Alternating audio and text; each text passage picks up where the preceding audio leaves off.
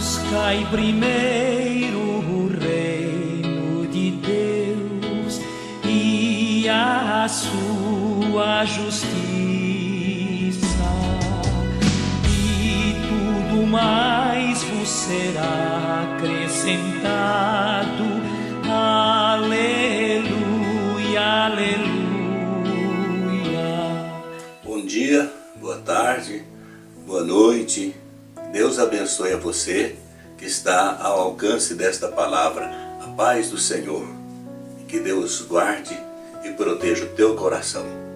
Eu quero deixar um texto lindo da palavra de Deus para o teu enlevo espiritual, que está lá em Mateus capítulo 6, versículos de 31 a 33.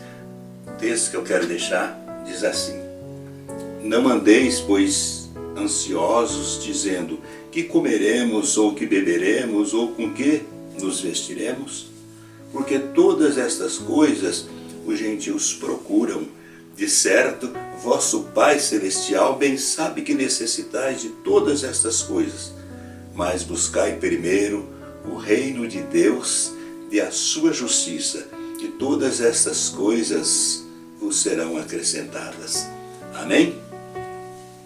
Uma das coisas mais perceptíveis em toda a criação de Deus é o instinto da sobrevivência. Esta luta pela vida se percebe tanto no reino animal quanto no reino vegetal. A luta é dura, a luta é pesada, a luta é renhida. Por exemplo, no reino vegetal, existe determinada espécie de plantas que estende suas raízes dezenas de metros em busca de água e de nutrientes. Outras espécies fincam suas raízes no mais profundo do solo, com o mesmo objetivo: permanecer viva, permanecer em pé. Outras espécies espalham suas ramas e vai estendendo seus tentáculos, agarrando aqui, ali e acolá, como puder, para permanecer viva, para garantir a sua espécie, para garantir o seu fruto, para permanecer existindo. E no reino animal não é diferente. Entre os animais, a mesma coisa acontece. A cadeia alimentar é implacável, é dura, é renhida. Os predadores correm para matar. Os candidatos à presa correm para não ser mortos. Enfim, um corre para matar, outro corre para não morrer, mas todos correm pela vida. É um instinto de sobrevivência. Todos querem sobreviver. E com o homem? Com o homem também é assim. Com o homem é a mesma coisa. O homem precisa trabalhar, precisa lutar e trabalhar duro, suar para sobreviver. Não é fácil. E não deveria ser assim, já que Deus criou tudo em perfeita harmonia e inclusive colocou o homem no paraíso. Já parou para pensar? Sabe o que é paraíso? Paraíso é um lugar lindo, um lugar bonito de se ver, um lugar aprazível, um lugar de fartura, um lugar de delícias, um lugar de bem-estar, um lugar de tranquilidade. Foi lá que Deus colocou o homem. Tinha de tudo, e o homem precisava trabalhar simplesmente para cumprir a sua responsabilidade na administração do paraíso de Deus. Lá em Gênesis capítulo 2, melhor dizendo, versículo 15, diz que Deus criou o homem e colocou no jardim para lavrar e guardar o jardim. Antes do pecado, ele ia lavrar, ele ia escolher a plantinha que ele gostava mais, e querer colher mais fruto dela. Ele podia pegar uma mudinha de um lado, colocar no outro, mas de maneira tranquila, não precisava lutar, suar para sobreviver. E a sua responsabilidade era guardar o jardim. Mas a luta estressante nasceu como consequência do pecado. Ao invés de o homem cumprir essa responsabilidade de guardar o jardim, inclusive do intruso espiritual que havia caído do céu com seus demônios. Mas o homem preferiu desobedecer a Deus e acreditar no diabo incorporado numa serpente. Mexeu do fruto proibido, deu legalidade ao diabo e gerou todas essas consequências que nós lemos lá em Gênesis capítulo 3 e versículos 17 a 19. Quer ver o que está escrito lá? E a Adão disse, já Deus dando a sentença sobre cada um dos culpados: porquanto deste ouvidos à voz de tua mulher e comeste da árvore que te ordenei, dizendo, não comerás dela, maldita é a terra por causa de ti, com dor comerás dela todos os dias da tua vida. Espinhos e cardos ou abrolhos também te produzirá, e comerás a erva do campo. No suor do teu rosto comerás o teu pão, até que tornes a terra, porque dela fosse tomado. Porquanto és pó, e em pó te tornarás. Quer dizer, o homem tem que lutar, trabalhar, e trabalhar duro, suar muito, até morrer. Porque o trabalho pesado, árduo, duro, é consequência do pecado. Então o homem, aquele trabalho lindo de administrar o paraíso, o homem agora deu legalidade ao diabo. E o diabo, diz a Bíblia, que por causa disso, lá em João 14:30, diz que o diabo tornou-se príncipe desse mundo. E a própria Bíblia confirma, lá na primeira carta de João, capítulo 5, e verso 19, que este mundo jaz ou está no maligno. E nós vemos as loucuras desse mundo, a luta pesada pela sobrevivência, como é duro lutar para viver, como é difícil, haja luta. Mas Jesus, não obstante tudo isso, Jesus nos ensina, não andeis ansiosos por coisa alguma.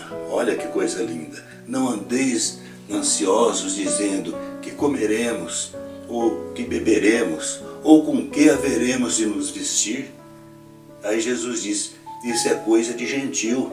Gentil é aquelas pessoas que não faziam parte do povo de Deus naquela época. Eram pessoas que não eram judeus e, portanto, não conhecia o Deus dos judeus, o Deus das providências. Então Jesus está dizendo, olha, essa preocupação exagerada e exacerbada, isso é coisa de quem não conhece a Deus, isso é coisa de quem não crê, isso é coisa de gente incrédulo. O Deus verdadeiro, o Deus criador de todas as coisas, que é o Deus que os judeus pregam, é o Deus das providências. Então não precisa ficar desesperado, ansioso, inquieto, preocupado. A preocupação até certo ponto é responsabilidade, devemos ter, mas essa preocupação exagerada é incredulidade. Jesus diz, ao invés disso, Deus já sabe que você precisa de tudo isso, então não precisa ficar preocupado, só creia. E ao invés dessa preocupação que não vai resolver nada, Jesus disse, buscai primeiro o reino de Deus e a sua justiça, e todas essas coisas que você está precisando, no caso, o texto diz que a comida, a água para beber e a roupa para vestir, Deus vai te acrescentar. Buscai primeiro o reino de Deus. Você sabe o que é ansiedade? Ansiedade, inquietude, é aquela efervescência da alma que tira o nosso sossego, tira o nosso sono e não resolve nada. Então Jesus diz, não precisa ficar assim, confie em Deus, vá à luta, mas vá à luta com prudência, com confiança, vai à luta com fé em Deus. Ao invés de você sair doido, busque a Deus. Você sabe o que é buscar primeiro o reino de Deus? Buscar o reino de Deus é criar condições para que o reino de Deus seja promovido no coração das pessoas. A Bíblia diz que todos pecaram e por causa disso estão separados de Deus. E a Bíblia diz que o salário do pecado é a morte, que é a separação eterna de Deus. Mas o dom, a dádiva gratuita de Deus é a vida eterna em Cristo Jesus, nosso Senhor. Então buscar em primeiro lugar o reino de Deus é você fazer essas pessoas, todos os seres humanos pecaram, né? Estão destituídos, fazer essas pessoas reconhecerem que Jesus Cristo perdoa pecado, aí elas podem fazer parte do reino de Deus, morrer e herdar a vida eterna através de Cristo Jesus. Então, esse é o objetivo de nossa existência, promover o reino de Deus, é viver aqui na terra com o nosso coração no céu. Então isso é buscar o reino de Deus, é criar essas condições para que as pessoas conheçam Jesus Cristo como seu único e suficiente Salvador. Não é ser religioso, não é ser fanático, não é nada disso. É viver em intensa intimidade e comunhão com Deus, independentemente de poder ou não ir à igreja, como é o nosso caso nesse momento. Nós podemos ter intensa comunhão com Deus, mesmo sem ter um templo religioso para nos reunirmos. Então, é intensa comunhão com Deus, não é fanatismo religioso. Então isso é buscar o reino de Deus. E o que é buscar a sua justiça?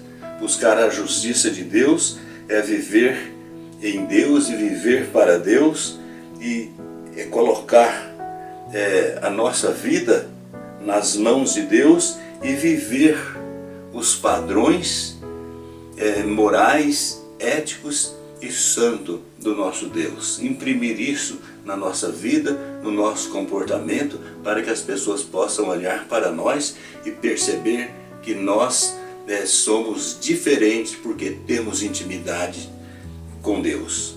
Então isso é buscar o reino de Deus e a sua justiça. Aí Jesus garante, buscando o reino de Deus e a sua justiça, ele diz que todas as coisas que nós precisamos para a nossa sobrevivência com dignidade, que é o nosso mantimento, ele nos garante.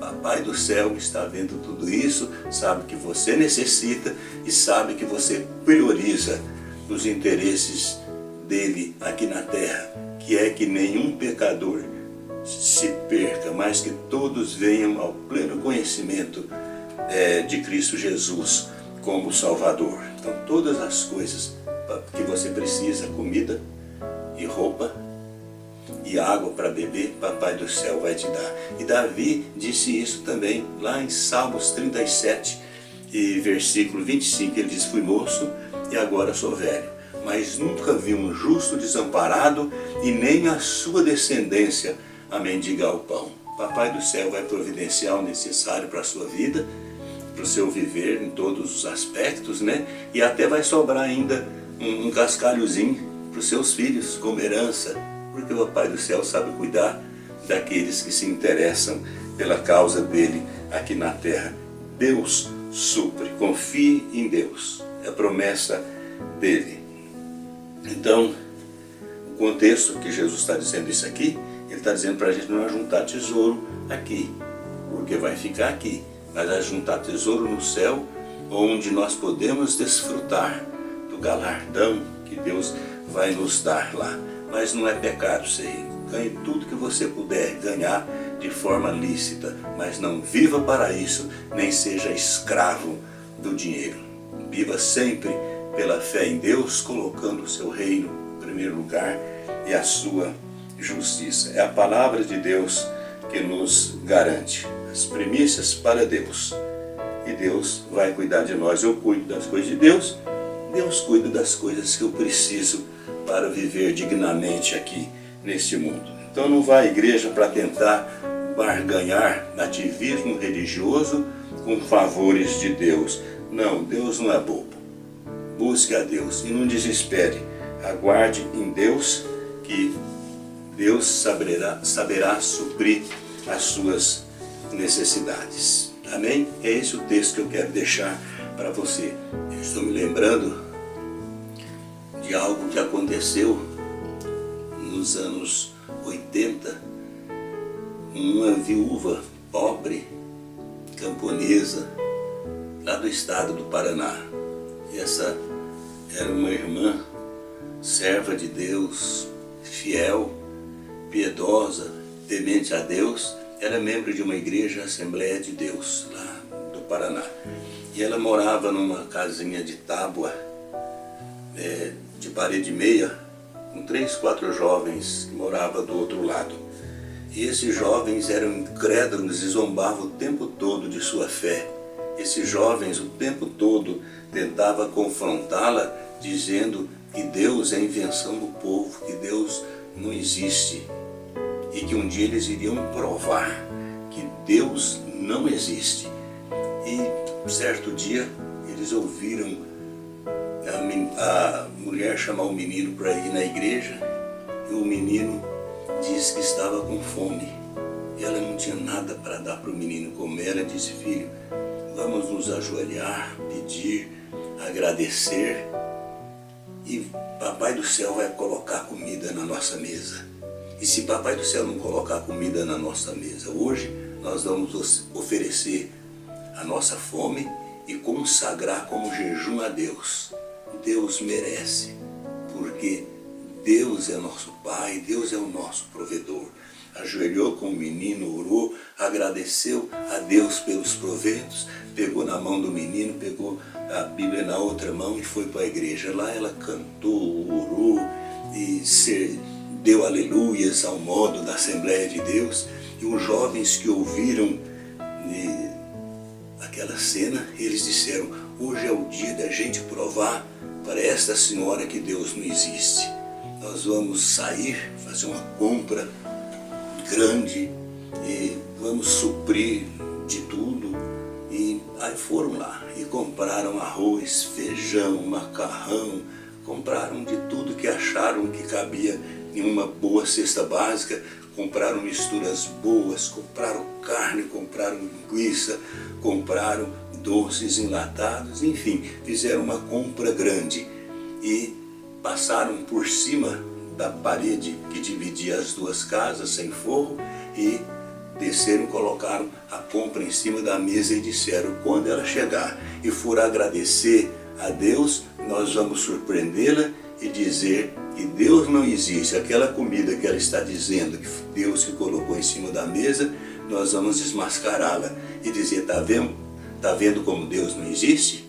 Quem deu essa comida não foi o Deus que você está dizendo que Deus quem deu essa comida, fomos nós que compramos a comida. E assim a gente arrebenta de uma vez com a sua fé. E assim eles fizeram a compra, passaram, colocaram lá em cima da mesa, e a mulher lá servindo a Deus alegre, feliz e satisfeita, sem se preocupar com a comida, até esqueceu disso, veio para casa. Quando ela abriu a porta, ela olhou a mesa, estava abarrotada de proventos. Ela disse: meu filho, eu não falei para você que Papai do Céu iria colocar comida na nossa mesa, e colocou bem mais do que nós precisamos. Nós temos comida para mais de 2 meses, e comida boa, porque Papai do Céu é bom. Aí os moços apareceram e disseram: tá vendo como Deus não existe? Não foi Deus quem colocou essa comida na sua mesa, fomos nós. Então, se existe Deus, somos nós, porque nós que colocamos a comida na sua mesa. Ela disse: não me importa que vocês creem, o fato é que eu orei, eu pedi, eu agradeci, a comida está aqui e agora eu vou comer, porque Deus colocou comida em minha mesa. E eles disseram: mas fomos nós. Ela diz: vocês pensam que foram vocês, mas foi o meu Deus, porque quando Deus quer, até o diabo obedece. Comida está aqui, porque Deus quem me deu. Amém? É uma história verídica, uma história real. Aconteceu com essa mulher, já aconteceu com milhares de outras pessoas, o milagre da provisão de Deus. Aconteceu mais de uma vez comigo pessoalmente também.